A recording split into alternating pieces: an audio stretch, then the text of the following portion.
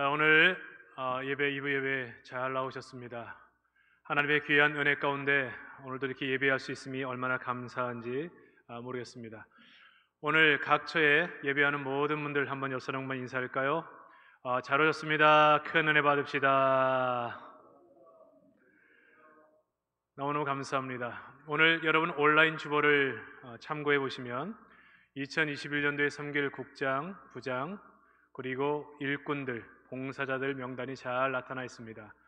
혹여라도 명단에서 누락된 분이 있거나 잘못돼 나오는 곳이 있으면 우리 교회나 교육자들에게 연락해 주시면 또 수정할 수 있도록 하겠습니다. 벌써 우리 2020년 마지막 주일이네요.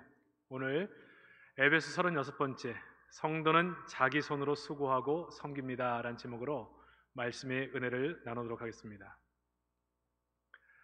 2020년 마지막 주일입니다. 2020년이 어떠했냐? 사람들이 우리에게 물으신다면 저는 한 번도 걸어보지 못한 미지의 세계를 걸었던 기분이었다. 그렇게 말하고 싶습니다. 한 번도 해보지 않은 예배, 아무도 없는 본당에서 예배하고 온라인으로 송출하고 기도하는 신앙생활, 참 이전에는 한 번도 해보지 못한 신앙생활이었습니다. 신앙생활이라는 것이 예배하며 성도들과의 교제가 있는 삶인데 성도들과 교제가 단절된 비대면의 생활을 하였던 한 해라고 볼 수도 있습니다.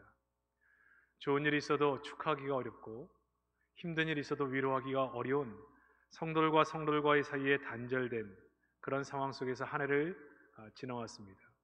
많은 자유의 제한을 받았죠. 여행을 가고 싶어도 사람을 찾아가고 싶어도 그렇게 하지 못하는 그러한 삶을 살았습니다. 인생 자체가, 모든 뉴스 자체가, 세계에서 돌아가는 정세 자체가 불안정하고 답답한 한 해를 지나왔다, 그렇게 볼 수 있습니다. 근데 벌써 한 해가 다 지났습니다.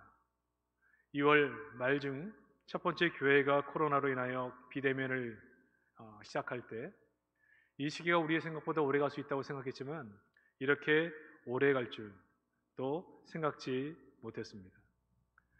늘 앞서간다고 자부하고 자랑하던 서구라포와 미국 같은 나라들도 속절없이 이 코로나에 무너져서 의료 체계도 모든 시스템도 무너져가는 모습을 보면서 인간이 얼마나 무능하고 약한 존재인가를 다시 한번 경험하게 된 한 해였습니다.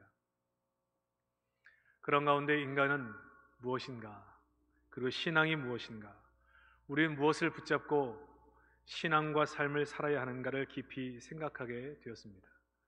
우리가 다니엘 세례기를 통해서 에스더를 통해 말씀을 나누고 있는 것처럼 너무나 큰 인생의 위기를 보냈던 이 한 해를 지나면서 마치 하나님이 역사하지 않는 것 같고 하나님이 일하지 않는 것처럼 보이는 이 상황 속에서도 여전히 하나님은 일하고 계시고 주관하고 계시고 사람을 세우시고 자기 백성을 보호하고 계신다.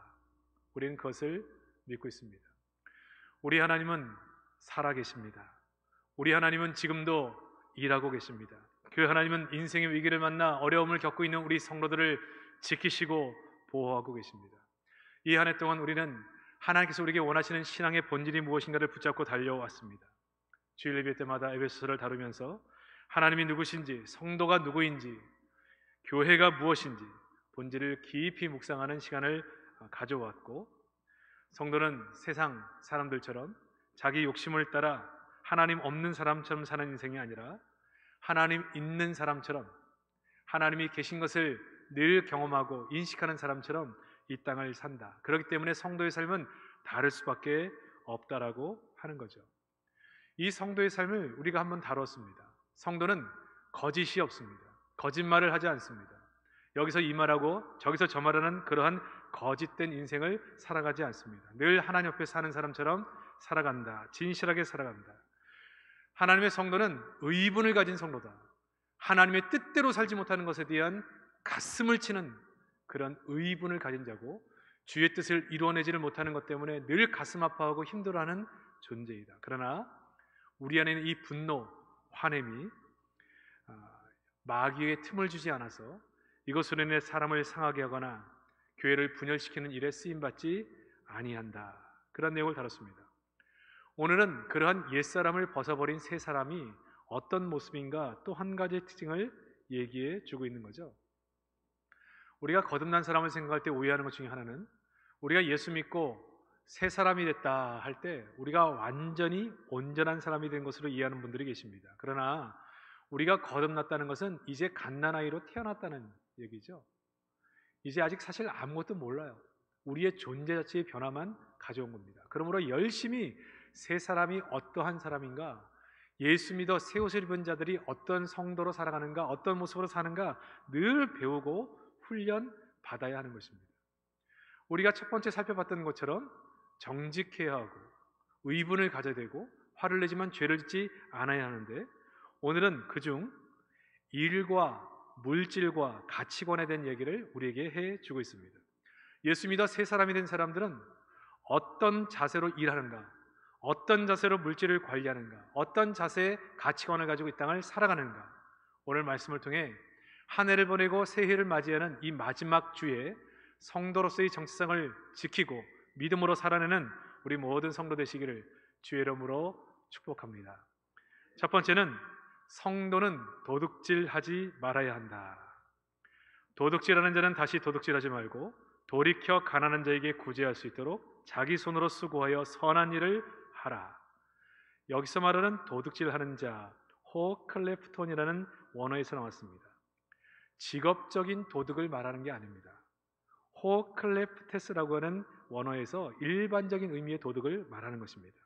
예를 들면 남의 돈이나 물건을 훔치어서 빼앗는 것은 물론이고, 여기서 말하는 도둑질하지 말라는 의미는 다른 사람을 속여 이득을 취하는 것, 사기를 치는 것, 당연히 바쳐야 할 세금을 속여서 세금을 내지 않는 것, 이걸 다 도둑질이라고 표현합니다. 일반적인 의미에서 도둑질을 오늘 원어에서는 쓰고 있다는 것입니다. 남에게 빌린 돈이나 물건을 돌려주지 않는 것, 남의 것인데 마치 자기 것처럼 쓰는 것, 노동자를 착취하여 고용주가 노동력을 착취하는 것, 남의 노동력을 자기 것처럼 쓰는 것, 이걸 다 도둑질이라, 이렇게 성경은 표현하고 있습니다. 노동자는 회사에서 근무 시간에 태만하고 규정된 시간을 지키지 않고 게으르고, 이러한 것들은 나를 고용한 사람에 대한 시간과 물질을 빼앗는 행위이기 때문에 이 모든 것도 도둑질이라. 그러므로 우리 성도가 말씀을 제대로 이해하고 말씀을 정확히 알게 되어지면 성도는 어떠한 존재인가를 정확하게 이해하게 된다는 것입니다.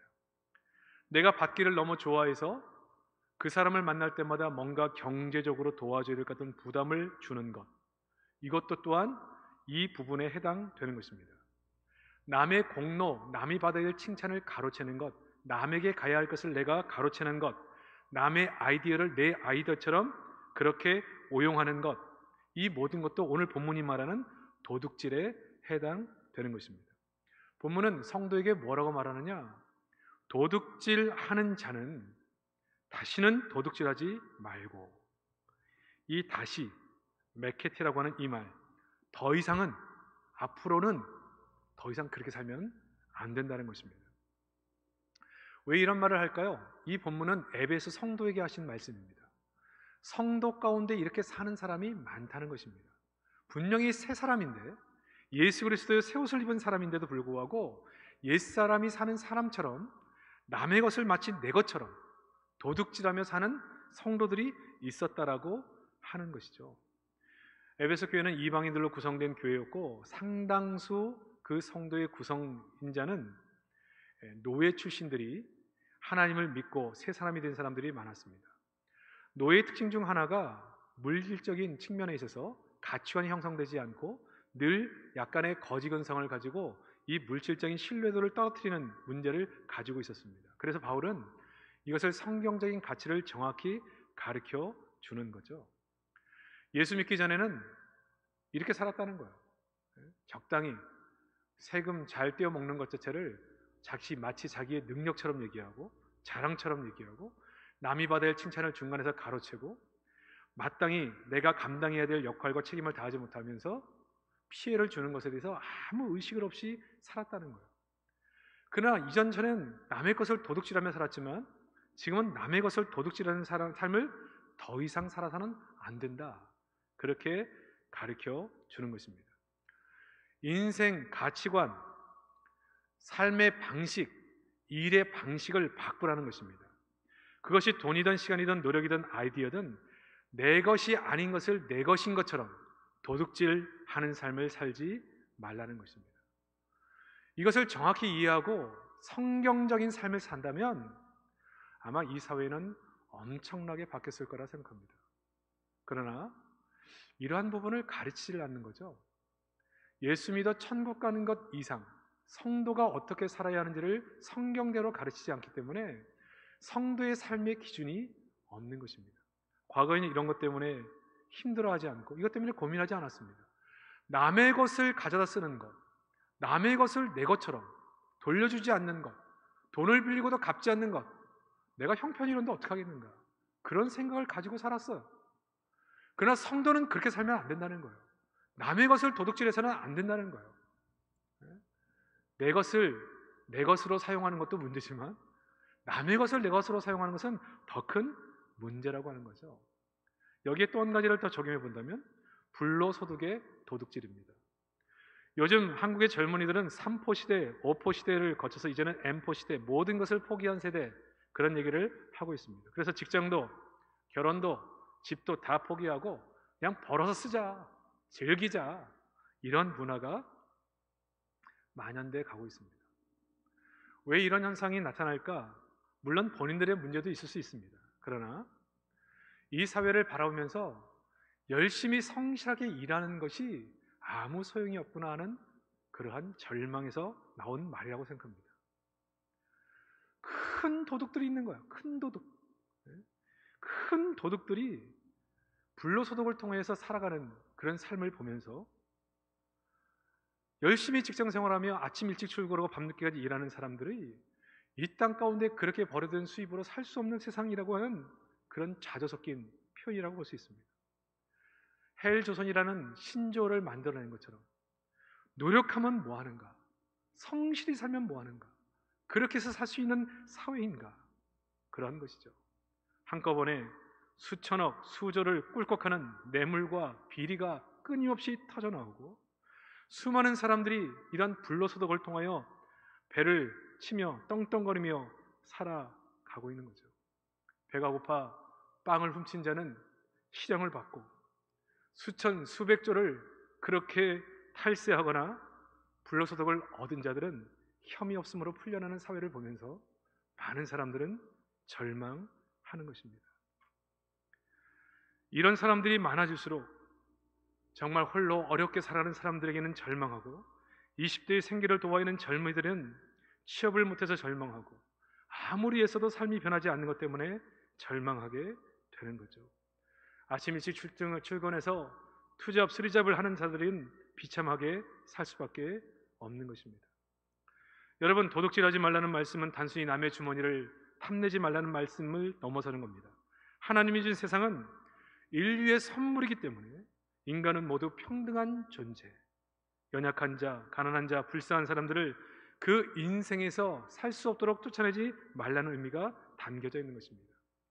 그래서 헨리 조지라고 하는 사람은 토지 신유라는 말씀을 했어요. 토지 공유라는 말을 했습니다. 토지는 하나님의 것이기 때문에 한 사람이 독점하게 하지 말라는 것입니다. 우리가 도둑질을 하지 말아야 한다는 의미를 성도로서 신앙적으로, 경제학적으로, 사회학적으로 잘 이해하게 되면 우리가 이 사회 속에서 이것을 어떻게 적용해야 될지를 잘 알 수 있는 거죠. 높은 지위를 가졌다고 해서 이렇게 남의 것을 내 것으로 빼앗는 행위는 정당화될 수 없는 것이고, 불로소득으로 사는 것은 하나님 앞에서는 죄된 모습이다 가르쳐 주는 것입니다. 많은 정치인들이 부정한 돈을 받고 힘 없는 자들, 약한 자들의 재물을 탈취하는 일 빈번하게 일어나고 있죠. 근데 더 놀라운 사실은 이것을 많은 사람들이 능력이라고 말합니다. 노력하지 않고 거두어들이는 수입, 남의 것을 힘으로 빼앗아 사유하는 것을 능력이라고 말하죠. 그러나 여러분, 성경적 사고를 가지고 있는 성도는 이러한 삶의 가치를 가진 사람들의 삶을 마귀적 삶의 가치라 말할 수 있습니다. 이 사회는 이런 것에 대한 문제의식이 없습니다. 남의 것을 빼앗는 도둑질을 너무 쉽게 생각합니다. 정영이라는 선생님은 그런 얘기를 했습니다. 많은 사람들은 작은 도둑은 비난한다. 그러나 큰 도둑은 두려워한다는 거예요. 힘을 가진 자들이기 때문에. 큰 도둑에 대해서 말을 못해요. 큰 도둑에 대해서는 문제를 제기하지 못하는 겁니다. 왜? 내가 도리어 당할 수 있으니까. 작은 도둑에 대하여. 그러니 배가 고파 빵을 훔친 자들을 시정을 땅땅 때리고 힘 있는 자, 기득권을 가지고 있는 사람들에게는 아무 말도 하지 못하는 이 구조, 이것이 정말 성경적인 세상을 만들고자 하는 하나님의 뜻과는 배치된 모습으로 살아가고 있다라고 하는 것이죠. 근데 세상이 이렇게 가는 것은 이해할 수 있습니다. 왜? 세상 사람들의 삶은 하나님 없는 삶을 살아가고 특별히 욕심을 따라 사는 것이 그들의 삶의 가치이기 때문에. 그래서 성도의 삶은 뭐라는 것입니까? 시간, 돈, 무엇이든 내 것이 아닌 것을 내 것처럼 써서는 안 된다는 가치를 가지고 있습니다. 일하지 않고 얻는 수입에 대하여 어떤 생각을 가져야 하는가 우리에게 가르쳐 주고 있습니다. 성도의 삶의 가치는, 경제 가치는 남의 것을 도둑질하지 않는 것입니다. 남의 생각, 남의 아이디어, 남의 재능, 남의 물질, 시간, 모든 것에 정직한 자세를 가지는 것이죠. 이 관점에서 우리는 하나님의 것을 하나님의 것으로 이해하는 것이 나오는 것입니다. 여러분, 우리가 하나님이 주시지 않은 것이 없잖아요. 우리의 생명, 건강, 물질, 은사. 근데 이것을 마치 내 것인 양 쓰는 것, 내 마음대로 쓰는 것을 성경은 도둑질하는 것이다, 그렇게 말하는 것입니다. 내 생명이라고 내가 살고 싶은 대로 사는 것, 내 생명을 도둑질하는 행위예요. 내가 건강하다고 해서 이 건강한 몸으로 내가 하고 싶은 대로 사는 것, 건강을 주신 하나님에 대하여 도둑질하는 것입니다. 하나님이 주신 재능을 자기를 위해서, 자기의 유익을 위해서만 사는 것, 하나님이 주신 재능을 도둑질하는 행위입니다. 하나님이 우리에게 맡기신 물질인데 마치 내 것처럼 자기 마음대로 사용하는 것, 하나님이 주신 물질을 도둑질하는 태도인 것이죠. 왜 성도는 청지기 의식을 가져야 하는가? 내 것이 아니기 때문에 그렇습니다. 우리의 것은 아무것도 없습니다. 다 하나님께서 맡겨주신 겁니다. 생명도, 건강도, 재능도, 물질도. 그래서 우리는 늘 예배자로 살면서 이 모든 것이 하나님의 것입니다라는 것을 고백하며 살아가는 것이죠. 그러나 성도는 여기서 한 걸음 더 나가서 내 것이 아닌데 다른 사람의 것을 내 것으로 사용하는 이 자세, 가치를 버리고 하나님의 가치로 새 옷을 입어야 된다는 것입니다. 남의 것을 내 것처럼 도둑질하지 말라. 우리 성도들이 1천만에 가까운 성도들이 이런 자세로 살면 이 사회가 얼마나 달라졌을까요? 정말 이런 마음으로 이 땅을 살아가게 될 때, 정말 정직함으로 살아가게 될 때, 성실함으로 일하는 것이 기쁨이 될 때, 이 땅에 하나님의 다스리는 나라가 임하게 될 것이고, 그것을 통해 많은 사람들이 하나님을 찬송하게 되는 나라, 이것이 하나님이 우리에게 꿈꾸시는 나라, 우리에게 원하시는 삶의 모습인 것입니다. 우리 모든 성도들은 2020년을 마치고 새해를 맞이하는 그 가운데서 성도는 어떤 옷을 입고 살아야 하는 것을 기억해서 옛 옷을 벗어버리고 새 옷을 입는 은혜가 있기를 주의 이름으로 축복합니다. 두 번째, 성도는 기쁨으로 일하는 것입니다. 일에 대한 자세입니다. 성도는 지금까지는 세상 사람이 다 그렇게 살았기 때문에 이 도둑의 정신으로 살았다 하더라도 예수를 믿고 난 이후에는 새 사람이기 때문에 우리의 삶의 방식을 바꿔야 합니다. 새 사람이라면 새로운 인생관, 새로운 일에 대한 관점을 가져야 한다는 것이죠. 28절을 보면 적극적인 권면이 나옵니다. 도둑질하는 자는 다시 도둑질하지 말고 돌이켜서 가난한 자에게 구제할 수 있도록 자기 손으로 수고하여 선한 일을 하라. 자기 손으로 수고하여 선한 일을 하라는 거예요. 성경은 일하는 것 자체를 선한 것으로 봅니다. 고대 헬라인의 노동과는 플라톤의 이데아론에서 영향을 받았죠. 이데아론의 특징이 뭡니까? 두 세계가 있다는 겁니다. 고상한 영역의 지적인 세계, 최고의 경지를 철학적인 세계라고 말했습니다. 육체적인 영역은 동물과 유사한 하찮은 세계, 이 이원론적인 세계관을 가지고 있었죠. 이 헬라 철학의 영향을 받은 어거스틴은 수많은 업적을 남겼지만 명상적인 삶과 활동적인 삶을 또 이원화시켰습니다. 그래서 묵상하고 생각하는 삶이 훨씬 더 고상한 것이다. 천년이나 천주교 신학을 집대성한 토마스 아퀴나스도 명상의 삶이 활동적인 삶보다 더 높은 소명이다, 이렇게 얘기합니다. 가장 고상한 직업은 지적인 직업이고 가장 하찮은 직업은 몸으로 일하는 직업이다, 그렇게 영향을 줬어요. 이 나라에 수많은 세월 동안 영향을 미치던 불교도 원칙적으로는 사람에 대해 부정, 노동에 대한 부정 가지고 있습니다. 유교는 어떨까요? 공자는 윤리와 정치성의 근간으로 삼았기 때문에 농민과 상공인들을 천시했습니다. 그래서 산농공상의 서열이 생기게 된 것이죠. 직업적 귀천을 만들어 낸 것입니다. 그래서 산업에 대한 투자, 뭔가를 창출해내는 그런 것이 아니라 권력과 힘을 가진 자들은 그것을 빼앗아서 자기의 것을 챙기는 그런 쪽으로 머리나 구조가 발전하게 됐다라고 하는 거죠. 이런 의식에서 고상한 직업이 뭐냐? 사자가 들어간 직업이라는 거예요.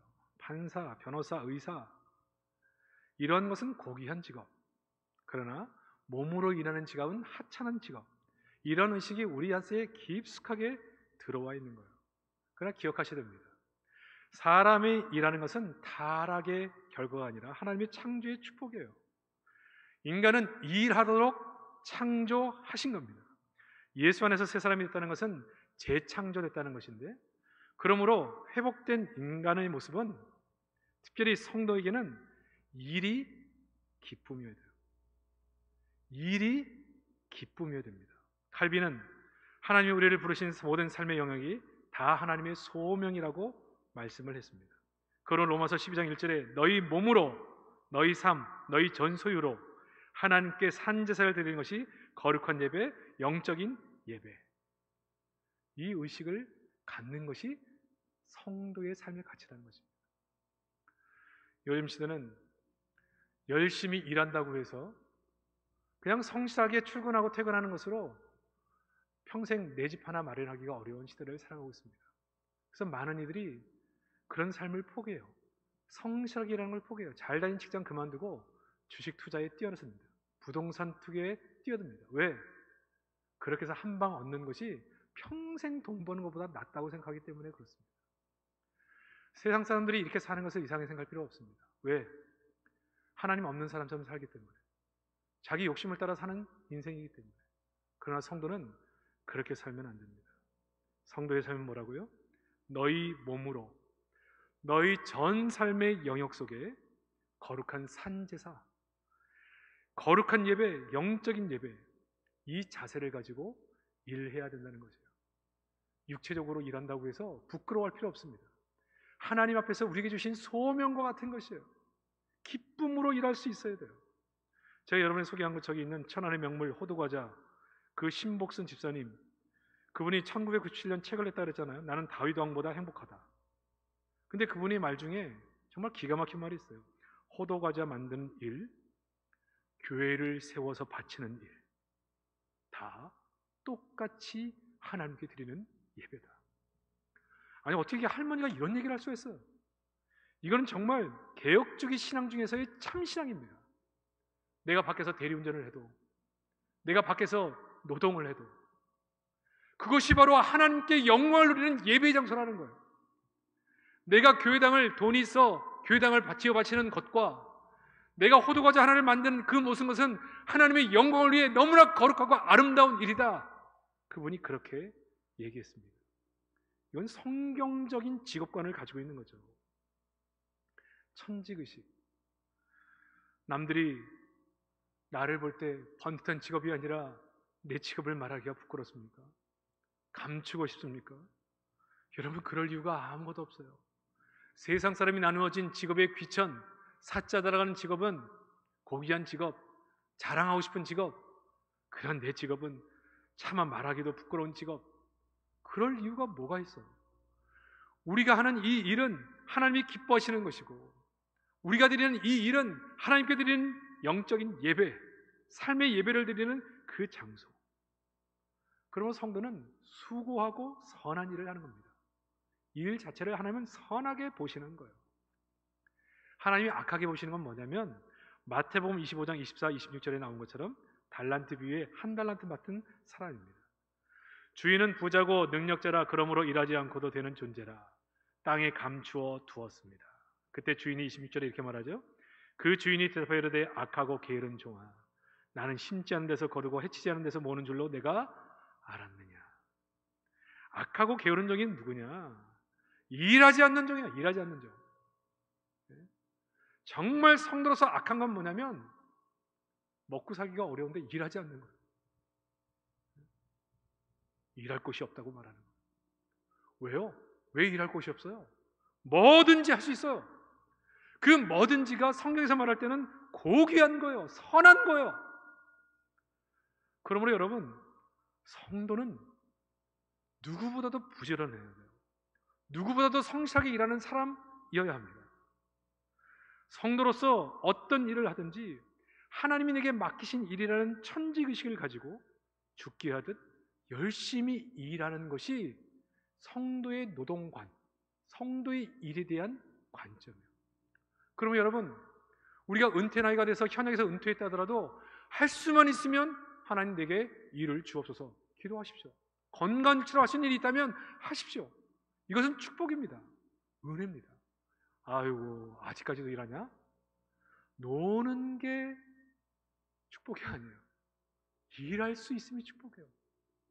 저도 제가 은퇴한 이후에 일할 수 있는 곳이 있었으면 좋겠어요.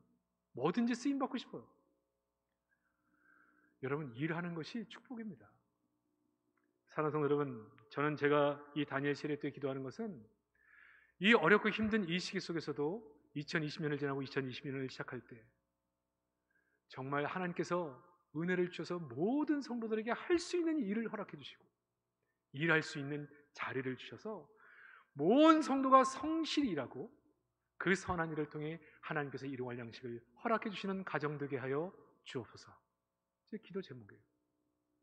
저는 2021년도에 우리 모든 성도의 가정 속에 일할 수 있는 축복이 임하기를 주의 이름으로 축복합니다.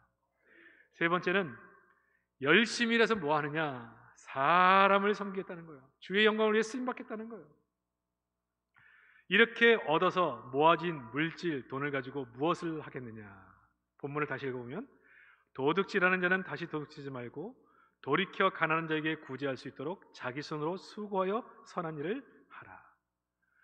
도둑질하지 마라. 옛날에 그 나왔던 영화 중에 투캅스, 불의한 경찰관으로 뇌물을 받아가지고 그 뇌물로 교회 가서 헌금하는 모습이 나오잖아요. 어떻게 벌어도 정승처럼 쓰면 된다. 이런 의식이 우리 가운데 있는 거예요.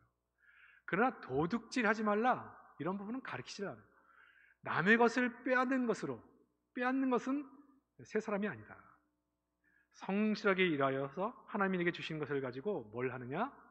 가난한 자들을 구제할 수 있도록 수고하여 선한 일을 하라는 것입니다.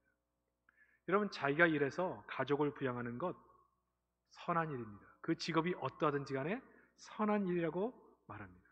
더 나아가서 자기 가족만을 돌보는 것이 아니라 가난한 자를 구제하는 이타적인 삶을 사는 것 선한 일, 하나님의 축복이라고 말씀해 주고 있는 것입니다. 그러므로 우리 성도는 도둑질하는 돈벌레가 아니라 일만 하는 일벌레가 아니라 성실하게 일함으로 자기 생활에 자립한 뒤에는 구제하고 돌보는 공동체의 삶에 관심을 가진 세 사람, 이것이 성도의 바른 자세라고 하는 거죠. 이걸 요셉이 잘 보여주잖아요. 창세기 37장에서 50장에 보면 창세기 후반부 전체가 보여주는 진리 중 하나가 나오는데 요셉이 기근을 만난 형제들에게, 자기를 팔았던 형제 아닙니까? 한이 맺히게 했던 사람들이에요. 근데 그 형제들을 마음으로 보듬죠. 그리고 뭐라고 얘기해요? 하나님의 큰 구원을 위해서 하나님이 나를 먼저 이곳으로 보내셨습니다. 친구에서 잘 먹고 잘 살고 있어요. 내가 이렇게 먹고 살게 하는 것, 내게 이런 물질적 혜택이 있는 것, 이거 우연이 아니라는 거죠. 이제는 내가 당신들을 사랑하고 용납하고 보듬어 안겠습니다. 당신들을 책임지겠습니다. 이게 기독교 신앙, 경제관, 가치관입니다. 얼마나 감동적이에요. 요셉의 꿈은 성공해서 자기와 자기 가족만을 위한 삶을 살아간 게 아닙니다. 열심히 산 이유가 뭐라고요? 이때를 위함이 아닌가. 열심히 돈을 벌었던 이유가 뭐라고요? 이때를 위해서 하나님께서 내게 이런 은혜를 주신 게 아닌가. 누구보다 섬신하게 일했고 누구보다 고생하면서 돈을 벌었지만 그 돈을 쓰는 일에는 정말 가장 하나님이 원하시는 가치 있는 일에 그것을 드리며 사는 인생, 이것이 바로 성도의 삶. 이런 삶을 살아가는 성도를 볼 때 세상 사람들이 두려워하고 존경하게 되는 것입니다. 수많은 사람들은 할 수만 있다면 탈세해서 집안에 수많은 돈을 쌓아놓고 수많은 고가의 그림을 쌓아놓고 수많은 차들을 가지고 외제차를 타면서도 세금 내지 않고 불법을 행하면서 돈을 끌어모으고 그렇게 사는 사람들이 두려워하는 사람은 누구냐? 자기보다 더 많이 가진 사람이 아니라 정직하고 성실하게 좌우를 보지 않고 자기 가치관을 가지고 살아가고, 근데 그런 사람들이 또 다른 사람을 섬기는 일을 하고 돕는 일을 하고 구제하는 일을 할 때 그 사람에 대한 경외심, 그 사람을 위한 존경, 그 사람이 두렵기조차 한 것입니다. 그러나 초대교회 성도들은 가난했지만 이렇게 세상을 수동케 하는 인생을 살았다라고 하는 것이죠. 심리학자 프로이드는 이런 말을 했습니다. 일과 사랑이 있어야 가장 행복한 사람. 마틴 루터 킹 목사님은 목숨 걸 만한 일을 찾지 못한 사람은 삶의 가치 있는 인생이라고 할 수 없다. 우리의 삶이 왜 피곤할까요? 무엇인가의 노예가 되기 때문에. 직장 생활이 왜 피곤할까요? 돈 때문에 먹고 살아야 하기 때문에 할 수 없이 나가는 곳이 되기 때문에 피곤한 것입니다. 돈 때문에 빈곤해가 되고 내가 이런 대접을 받아야 하는가 생각하며 사는 것은 너무 인생을 피곤하게 만드는 거죠. 근데 우리 성도는 어떻게 산다고요? 눈먼 돈, 거짓되게 들어오는 돈, 그런 것에 마음을 쏟지 않고 그런 것을 부러워하지 않는 겁니다. 정직함으로 하나님 앞에 사는 겁니다. 그리고 일을 할 때 하나님이 내게 주신 천직, 내게 가장 소중한 일, 내가 이 나이가 돼도 내가 아직도 할 일이 있구나, 하나님이 나를 써주시는구나, 일할 곳이 있구나, 자부심을 가져요. 어디 가서 내가 일하고 있다고 자부심 있게 말씀하셔도 됩니다. 그리고 우리는 그렇게 수고하고 애쓴 물질 많은 것을 가지고 우리 가족을 돌볼 뿐 아니라 다른 사람, 빈궁한 자들을 위해서 나를 풀어 나누어 주는 인생, 평생 휴지 주워 보면서 빈병 팔면서 그렇게 모은 돈을 가지고 혹은 학생들을 위해 장학금으로 이 사회를 향해 베푸는 인생, 이게 바로 성도의 인생이에요. 이 인생을 바라보는 세상은요 감당이 안 되는 거예요. 어떻게 저렇게 사는가? 그렇게 사는데 가장 행복해 보여. 심지어 수억 수십억을 쌓아놓고 사는 사람들이 그 사람을 보면 그 사람의 삶이 부럽기조차 해요. 왜? 너무 자유롭고 너무 평안하고 너무 행복한 삶을 살아가기 때문에. 우리가 연말과 연초를 지나면서 부자 돼 사는 것도 중요합니다. 넉넉하게 성공하는 것도 중요합니다. 정말 그러나 이 땅을 살아갈 때 우리의 기도 제목 중에 하나가 하나님 정말 기쁨으로 일할 수 있는 일을 주시고 성실하게 일하게 하시고 우리 가족을 부양하게 하시고 그리고 정말 하나님이 원하시는 것처럼 선한 일에 힘쓰는 우리 인생이 되게 하여 주옵소서. 그래서 2021년도 어렵고 힘들지만 더 많이 하나님께 영광을 돌리고 수많은 사람들 주기로 인도하는 복된 한 해가 될 수 있도록 도와주옵소서. 그렇게 기도하며 사는 것이 가장 큰 축복, 가장 큰 복입니다. 인생의 위기라고 할 수 있는 2020년도를 지나가고 있고 그 끝자락 살고 있습니다. 한 해를 마무리하고 새해를 시작하려고 합니다. 이때 우리 하나님께서 우리에게 말씀하시는 것은 먼저 너희가 신자가 되라, 새 옷을 입은 신자가 되라고 말씀합니다. 하나님의 것, 남의 것을 도둑질하지 않고 기쁨으로 일하고 선한 일에 힘쓰는 신자로 이 연말과 연초 새해를 준비하는 은혜가 있기를 주의 이름으로 축복합니다.